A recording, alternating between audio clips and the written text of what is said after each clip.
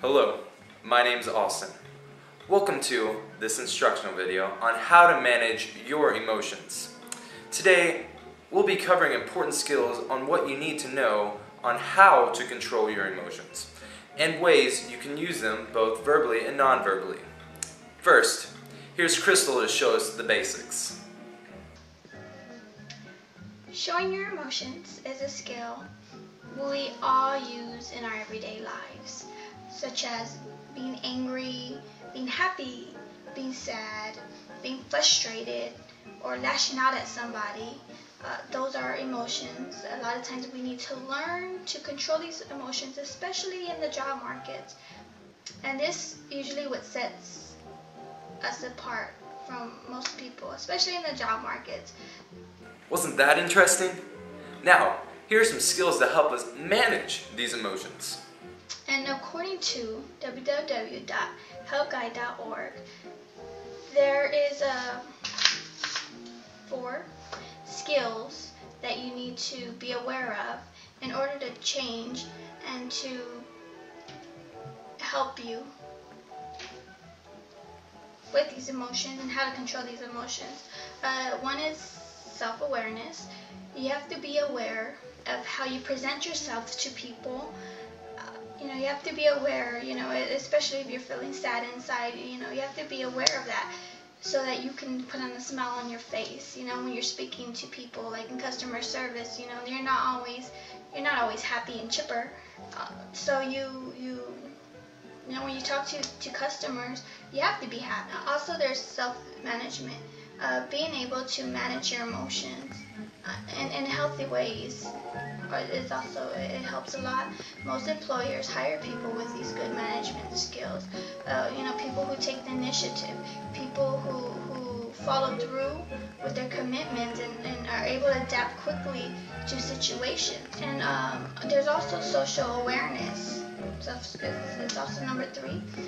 Social awareness is basically you being comfortable with your surroundings, with a group of people, and you're able to communicate with them. And number 4 is relationship management. It usually involves communicating clearly with the other person, especially if it's a spouse.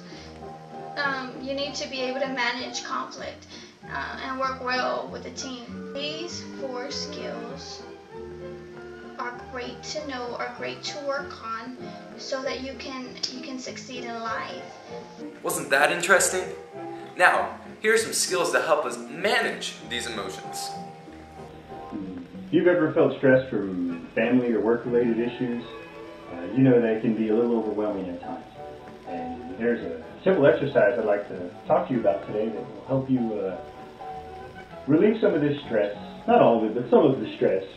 Instantly almost. I mean, as soon as you feel stressed, you should kind of start thinking about the stress you're feeling. You should focus on naming these emotions. Why is it important, you ask? Naming these emotions as soon as you feel them, it helps your body reduce the stressful feelings. It helps with lower your blood pressure, your heart rate. The amygdala part of your brain, which is the fight or flight part of your brain, which is actually one of the sources I used from health and fitness class I took. And this part of your brain controls your pituitary gland, which kind of affects, well, it really does affect the way your blood pressure and your heart rate and your adrenaline and your muscle strength. And if you can start changing away from that part of the brain while you're stressed, then these stressful feelings aren't so. Keeping your stress under control is very important for not just for family and work. It's also for yourself. Keep stress down. You don't have medical problems or health issues or any of those things later on, which are heart attacks are the leading cause. Stress is the leading cause of heart attacks. So if you can reduce your stress, then you can improve your health life. Thanks, Anthony. I feel relieved already. But communicating emotions verbally is not the only way. We can also manage non-verbal emotions as well. Here's Destiny to show us how. Emotions are a big part of nonverbal communication. You can show happiness through nonverbal emotions. You can show sadness and confusion, anger. It's a really big part of life. While nonverbal communications can help express emotions in a positive way, it's also very helpful for unpleasant messages as well. So therefore, naming emotions are very important for you and the receiver to comprehend, so you know exactly what is being told, exactly what you are telling the receiver or what you're receiving from someone else. Emotions are a big part of understanding between two people.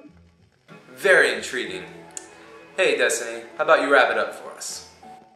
Emotions are a big part of communication. It's very important to be able to recognize and point out the emotion that someone is giving or you receiving. It's very important to be aware of the emotions you are giving off. Now that we have properly shown you how to use these skills to manage your emotions, we hope that you take this valuable information and use it to your advantage. So from team number 4 in this speech class, we thank you for your time and good luck out there in the world.